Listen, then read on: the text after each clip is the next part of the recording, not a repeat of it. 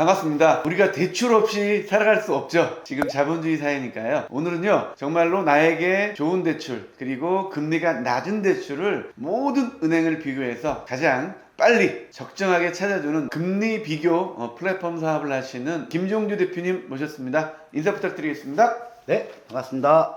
고객분들께서 가장 낮은 금리로 나에게 가장 유리한 상품을 찾기 위해서 도움을 줄 수 있는 대출의 전문가 김종주입니다. 돈 필요할 때 대출한다면 정말 막막합니다. 저도 그런 경험이 너무 많기 때문에 막상 이제 은행이 너무 많고 주거래 은행만 상대하다 보니까 다른 은행은 생각하지도 못하는 경우가 많거든요. 그렇죠. 여기에 대해서 어떻게 생각하십니까? 주거래 은행만 써야 되는 겁니까? 대부분의 손님들이 순진하죠. A은행을 10년 넘게 계속 주거래은행 쓰고 있었는데 난 당연히 여기에 거래 실적이 많기 때문에 이 은행에 가면은 나한테 더 낮은 금리를 주겠지 하는 생각에 가장 먼저 주거래은행을 찾는 게 습관인데, 그럴 것 같아요, 저도. 예, 네. 근데 내 친구하고 얘기를 하다 보면은 야, 나는 너보다 훨씬 낮은 금리에 받았는데, 이런 얘기들을 하다 보면은 주거래은행 하나만 믿어서는 안 되겠구나, 나도 발품을 팔아서 나한테 더 유리한 상품을 찾아봐야겠다. 막상 손님들께서 이거를 은행마다 다 찾아다니면 상담을 한다고 해도 찾기는 쉽지는 않아요. 그래서 저 같은 전문가들이 더 쉬운 방법으로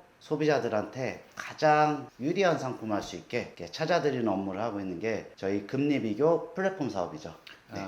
그러니까 대표님 같은 경우 은행권에서 20년 동안 근무하셔서 네. 이런 플랫폼을 알고 있는 거죠. 일반인들이 할 수 있는 건 아닌 것 같고요. 대표님은 어느 은행에 가장 오래 근무하신 겁니까? 전 제일은행에 있다가 퇴직하고 이 대출 관련된 가장 유용한 정보를, 이 부분에 대한 연구를 많이 했고, 이런 부분들을 플랫폼화하자 현재 이제 법인을 운영하고 있습니다. 사실은 사람은 시간이 많이 없어요. 네. 시간이 많이 없고 일이 쫓기다 보니까 금리라는 게 0. 몇 프로, 0. 몇 프로, 이게 사소한 걸 따지기 때문에 대수롭지 않게 그냥 주거래 은행에 많이 받는 경우가 많은 것 같아요. 저도 역시 마찬가지인데요. 네. 금리에 대해서 궁금하신 분들, 대출에 대해서 궁금하신 분들, 우리 대표님에게 많은 전화 부탁드리고요. 특례보금자리 두 번째 시간 같이 한번 가지도록 하겠습니다. 자, 소득 조건이 가장 핫했어요. 네.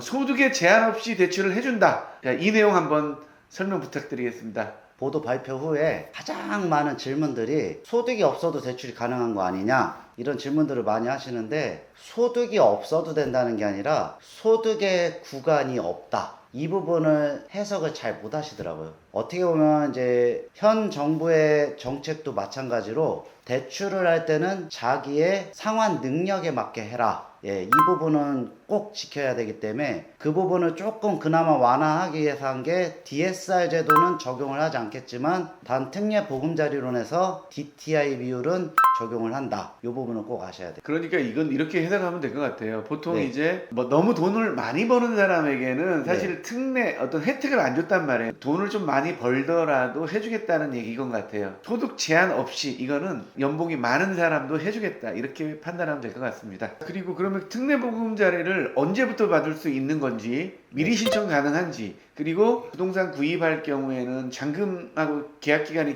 멀잖아요. 어느 기준인지 좀 부탁드리겠습니다. 신청은 발표된 대로 1월 30일부터 전산 적용이 되기 때문에 29일까지는 특례 보금자리를 하시려면 30일 이후에 은행을 방문을 하시든지 온라인으로 신청하시든지 해야 됩니다. 보금자리론 신청 방식은 주택금융공사 홈페이지나 그 어플을 설치를 해서 앱에서도 가능은 한데, 이런 게 좀 어려우신 분들은 오프라인 방식으로 신청이 가능한 은행이 있습니다. 단독 판매하는 지금 SC제일은행은 오프라인 방식이 신청이 가능하다는 거. 특례보금자리가 9억이잖아요. 네. 9억 미만만 해주는데 네. KB 시세와 그리고 실제로 거래하는 시세, 네. 이게 서로 둘 다 9억 미만이어야 가능한 거잖아요. 그렇죠. 네. 계약과 잔금 시점에 어느 걸 보는 겁니까? 시세는? 시세 부분을 주의를 하셔야 되는 게, 시세가액, 감정가액과 실거래가액이 다 9억 이하여야 되는데, 네. 자, 이런 케이스가 있어요. 해당 차주가 신청을 할 때 네. 주택가격이 실거래가액은 8억이었는데 KB 시세가 9억 1천이에요. 일단 그럼 취급이 안 되겠죠. 만약에 실거래가액이 8억인데 KB 시세가 9억이었어요. 자, 그래서 신청을 했어요. 조건이 돼서. 그런데 심사가 완료되는 시점에 KB 시세가 상향이 됐어요. 9억 1천만 원으로. 그러면 심사 거절이 돼요. 시세 적용은 심사 완료 시점이라는 거. 네, 심사 완료 시점. 은행에서 심사를 하겠죠, 그죠? 그렇죠. 그러니까 심사 은행에서 완료 심사하는 게 시점. 아니라 네, 아. 주택금융공사에서 아, 네. 심사를 하는데 승인이 이제 완료되는 그 시점에 시가를 적용하는데 그 날짜에 주택 가격이 때로는 이제 우대형 대상인 분들은 6억 구간을 또 따져야 되는데 네, 6억이 또 넘어갈 수도 있고 6억이 넘었던 게 또 내려갈 수도 있고 그쵸, 이런 경우가 생기겠죠. 그래서 아, 그러네. 그 승인이 나는 그 심사 시점에 시세가 어느 정도 변동이 될까도 어느 정도 예상을 하고 있어야 돼요. 신청할 때. 특히 요즘같이 그렇죠. 시세 변동이 심할 때는 그것도 감안을 해야겠다 이런 생각이 드네요. 그렇죠. 자, 그리고 가장 중요한 게 소득 조건인데 네. 많은 분들이 현금 장사하는 분들도 있잖아요. 네, 그렇죠. 그래서 이게 소득 증빙이 안 될 경우에 네. 카드를 사용했을 때 네. 카드 사용이 1년에 뭐 4, 5천 쓴다. 네. 이런 분들도 특례 보금자리가 가능한 겁니까? 자, 현재로서는 공사 저희가 규정 확인해 본 결과 은행에서 쓰는 신용카드나 직불카드 등의 이런 추정 소득 방식은 사용이 불가하다. 기존의 보금자리론 소득 증빙 방식의 틀에서 네. 그러니까 예를 들어서 직장인들은 원천징수 아니면 급여 명세서, 사업자는 소득금액 증명원. 예, 예. 만약 이게 불가한 경우, 네, 불가한 경우. 예를 들어 부부 합산 소득이 2,400 이하인 경우 또는 직장을 퇴직을 했거나 아니면 사업자를 폐업을 했거나 현재 입증할 소득이 없는 경우 네. 이러한 케이스는 그 공사 인정 소득 방식이라고 해서 네. 최근 3개월 동안 지역 세대주가 납부한 건강보험료 네. 또는 국민연금을 소득으로 이제 추정해서 잡을 수 있다. 조금 내고 있는 분들은 사실상 특례 보금자리가 좀 어렵겠다 이런 생각이 드네요. 그죠? 그렇죠. 아까 서두에서 말씀드렸듯이 DTI 비율을 적용하기 때문에 상환 능력, 그러니까 소득이 많을수록 특례보금자리는 한도가 많이 나온다. 네. 네. 이렇게 보셔야 돼요. 자, 그리고 이 특례 보금자리 같은 경우에 이제 그 우리가 주택 구입을 위한 건데 오피스텔이나 뭐 생활 숙박 시설, 네, 분양권, 입주권 네. 이런 거 있을 텐데 가능한 건 어느 거고 불가능한 건 어떤 겁니까? 보금자리론에서 주택에 관련된 부분을 보금자리론 규정상 공부상 주택으로 된 경우만 취급이 가능하다. 자, 그러면 주거용 오피스텔이나 생활용 숙박시설. 네. 여기는 전입신고를 해서 내가 거주를 하는데 주택이 아닙니까? 이렇게 질문하시는 분도 많은데 네. 무조건 공구상으로 주택이 아닌 거는 취급이 어렵다. 대부분 이제 단독주택, 아파트, 뭐 다세대 주택 이러한 케이스들이 취급이 된다. 공부의 기준으로 그렇죠. 가능하다 이렇게 생각하면 되겠습니다. 그렇죠. 그리고 분양권 같은 경우도 최초 분양을 받은 분양자가 입주를 하는 시점에 입주 잔금 대출이 가능합니까? 네. 나는 보금자리론으로 잔금 대출을 받고 싶습니다 하는 질문도 많은데 가능합니다. 자, 그러면요 보도 자료를 보면서 우리 대표님이 중요한 포인트 다시 한번 짚어주도록 하겠습니다. 30일부터 신청이 가능하다. 자, 그래서 29일까지는 기존 보금자리론 신청하셔야 되고 30일부터는 특례보금자리가 가능한데 꼭 인터넷 주택금융공사 홈페이지나 주택금융공사 앱을 설치를 해서 신청을 하시면 되고요. 자, 이게 어려우신 분들은 지금 SC제일은행에서는 오프라인 방식으로 신청이 가능하다는 것. 그렇죠. 그런데 이제 오프라인 방식하고 온라인 방식에서 금리 부분에 약간 차이가 있어요. 온라인으로 했을 때 앞기미는 전자약정과 전자등기를 체결해야 돼요. 이 부분을 하면 0.1이 우대는 되는데 특례보금자리론 신청할 때 앞기미 방식으로 하는 경우가 있는데 요거는 전자약정과 전자등기를 체결해야 돼요. PC나 요런데 익숙하신 분들은 이제 요 부분 신청이 가능하신데 요게 어려우신 분들은 SC제일은행에서 오프라인 방식이 가능하기 때문에 서류만 준비해서 은행으로 가시면 은행 자체 심사를 해요. 앞기미가 안 되기 때문에 0.1%에 대한 우대가 없다는 거. 주택 가격은 아까 말씀드린 대로 9억 원 이하의 기준은 꼭 시세와 실거래가 두 가지가 다 9억이 넘지 않아야 된다는 거고, 그리고 심사 승인일자의 시가의 변동에 따라서 또 취급이 거절이 될 수도 있다는 거. 승인일자에 만약에 9억 원이 초과됐다, 아니면 6억 원이 초과돼서 우대형을 못 받는다, 이런 부분들이 생길 수도 있다는 것. 주택금융공사의 승인 날을 기준으로 한 시세다. 그렇죠. 네. 자, 그리고 상품은 우대형 상품과 일반형 두 가지로 분류되는데 주택 가격이 6억 원 이하에 소득이 1억 원 이하, 부부 합산 1억 원 이하는 우대형. 만약에 6억이 초과되고 소득이 1억이 넘는 경우에는 일반형. 이렇게 두 가지로 분류를 해서 신청하시면 되고요. 자금 용도에 대해서는 주택을 구입하는 용도. 자, 구입 용도는 기존의 주택을 보유하신 분이 새로운 주택을 구입하면서 기존 주택을 2년 안에 처분하겠다. 이렇게 일시적 2주택자까지는 취급이 가능합니다. 그래서 이러한 구입 용도와 기존에 있는 대출을 상환하는 상환 용도. 자, 상환 용도는 기존에 내가 잔액이 1억이 남아 있어요. 네. 근데 나는 1억 5천을 받고 싶어요. 그러면 요 특례보금자리론으로 1억 5천 신청이 가능합니까?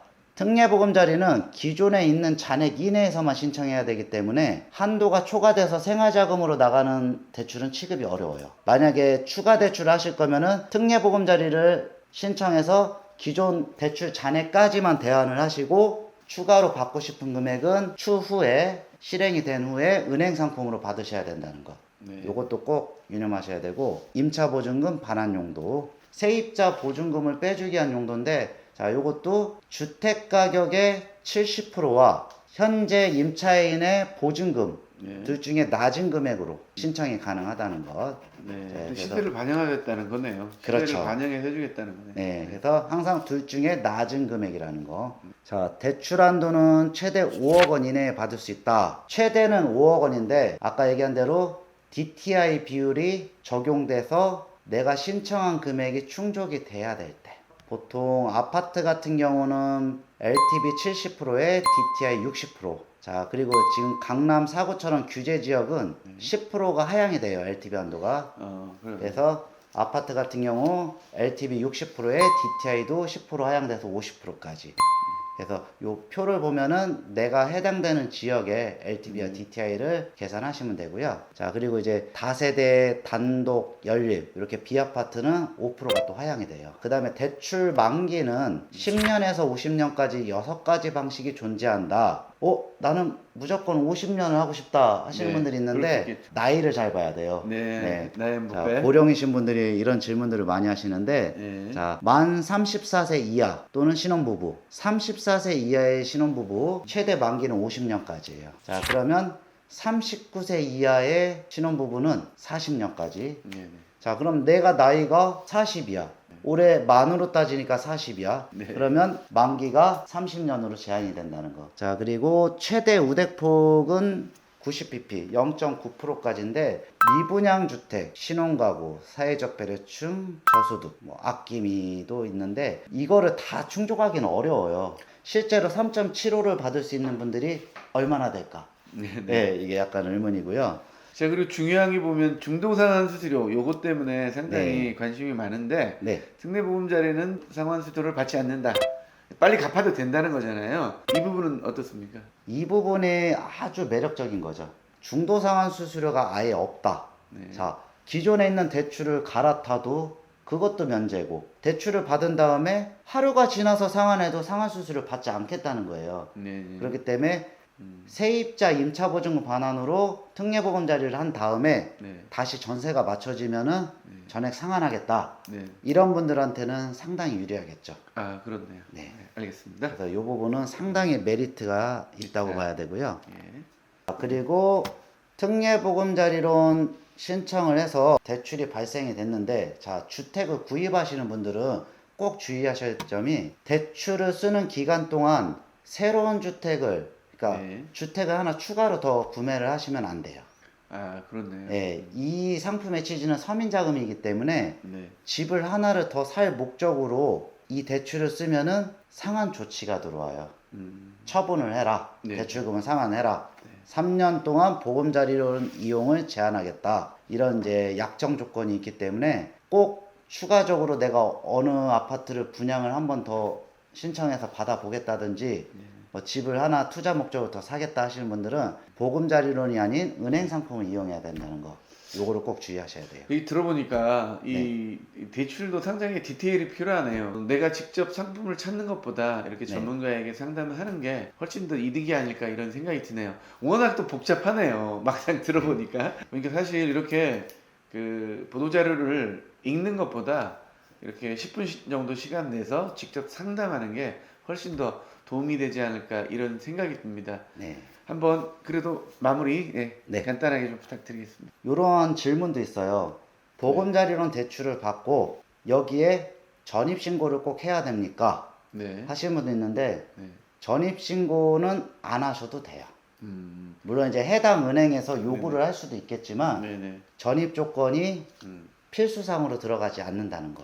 자 그러면요 여기 보도자료 질의 말고요 네. 실질적으로 여기 굉장히 많은 문의를 받았는데 네. 좀 특별하거나 또 알아야 될 그런 질문 생각나는 거 있으면 좀 부탁드리고 또 실질적으로 대출을 연결해 주면서 네. 또 특별했던 경험이 있으면 좀 부탁드리겠습니다. 최근에 2월달 매매 잔금인 고객분들이 전화가 많이 오시는데 2월달 잔금은 어렵습니다. 그래서 꼭 매도인과 협의해서 네. 잔금 날짜를 3월달 이후로 조정을 해달라는 것. 왜냐면 아, 30일 이후에 신청은 되지만 네. 실행은 3월, 무조건 3월달이 넘어야 가능하다. 가능하기 때문에 예. 잔금 날짜가 촉박하신 분들은 네. 이 상품을 꼭 이용하시려면은 날짜를 조정해야 된다는 거. 네. 네. 그거 참 좋은 정보네요. 네, 그래서 이 부분도 주의하시고요. 네. 그 주택금융공사도 이제 업무가 상당히 많이 밀려 있거나 네. 심사가 과부하가 걸렸을 때는 늦어질 수 있겠네요. 늦어질 수가 있어요. 그렇네. 그 부분도 주의를 해야 되기 때문에 꼭 30일 안에 다 끝나겠지 하는 생각을 갖고 네. 신청을 했다가 안 될 수도 있어요. 네. 네. 그래서 가급적이면은 조금 여유를 갖고 하셔야 되고 온라인 신청으로 해서 시간이 많이 소요돼서 어렵다 하시면은 오프라인 방식으로 하는 제일은행. 제일은행 네. 있으니까 이쪽에서는 은행 자체 심사기 때문에 물론 이쪽도 과부하가 걸릴 수는 있겠지만 그러겠죠. 그 정도 상황이 아니면 음. 보통 한 일주일에서 2주 사이에는 심사가 완료돼서 실행이 가능하다는 거. 디딤돌 대출 대상자들이 한도가 최대 2억 5천까지 디딤돌로 신청을 하는데 더 받고 싶어요. 네. 그러면 특례보금자리하고 혼합을 해서 나갈 수 있다는 거. 알겠습니다. 저도 요즘 이제 소상공인들 정책자금 대출도 있어요. 여기가 틀린 건데. 네. 그러니까 많은 정보가 있어야 그리고 네. 나라에서 혜택을 주기 위한 이런 자금들이 있단 말이에요. 그래서 네. 이 자금들도 우리가 알아야 되거든요. 네. 그러니까 그런 개인의 그 상황에 따라 네. 어떤 자금을 써야 좋은지 네. 이런 것들을 대표님이 이렇게 비교 분석해 주는 거니까요. 네. 저도 도움을 받아가지고 저도 상당 금액의 대출을 받았습니다. 그 대출에 대한 궁금증들, 불안한 것들 이런 거 있으시면요. 한 10분 정도 시간 내서 상담을 받는 게 훨씬 더 네. 효과적이지 않을까 생각합니다. 네. 자, 그러면 대표님 마지막으로 대출에 대해서 궁금하신 분들 마지막으로 한번 네. 코멘트 부탁드리겠습니다. 네. 이 대출이 상당히 복잡하고 일반인들이 접근하기에는 너무 어려워요. 필요해서 대출을 받아야 되는데 머뭇거리거나 두려워하지 말고 꼭 전문가를 통해서 상담을 하시면 좀 더 쉽고 더 빠르게 더 유리하게 진행할 수 있다는 거. 자, 고객분들이 꼭 필요해서 대출을 해야 되는데 너무 어렵고 복잡해요. 이거를 혼자서 해결하기에도 시간적으로 상당히 많이 힘들고 하기 때문에 꼭 저 같은 전문가들을 통해서 상담을 하시면은 좀 더 쉽고 빠른 길을 알 수 있다는 거. 머뭇거리거나 두려워하지 마시고 상담을 꼭 하세요. 상담 전화 많이 부탁드리고요. 네. 대출에 대한 궁금증 꼭 특례보금자리만이 아니고요. 모든 상품들을 비교해서 고객에 맞게 추천을 해드리는 거니까요. 편한 마음으로 전화 주시면 좋을 것 같습니다. 그러면 대표님 오늘도 고생하셨고요. 네. 오늘 여기서 마무리하도록 하겠습니다. 감사합니다. 네, 감사합니다.